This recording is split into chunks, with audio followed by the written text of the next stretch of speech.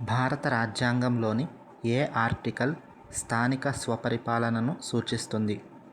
Article 40. Article 40ను ఎవరి అభిప్రాయాలకు అనుగుణంగా భారత రాజ్యాంగంలో చేర్చారు? గాంధీజీ.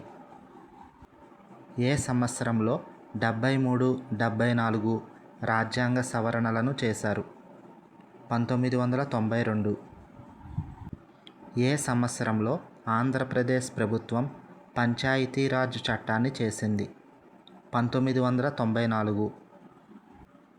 ఏ సామ్రాజ్యంలోని స్థానిక స్వపరిపాలన మిక్కిలి ప్రసిద్ధి గాంచింది? చోళ సామ్రాజ్యం.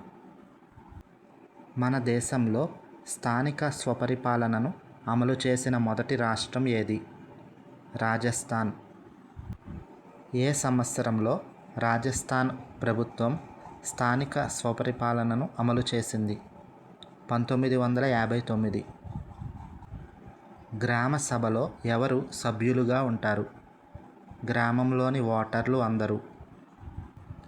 ఇది సర్పంచ్ మరియు వార్డు సభ్యులతో ఏర్పడుతుంది. గ్రామ పంచాయతీ.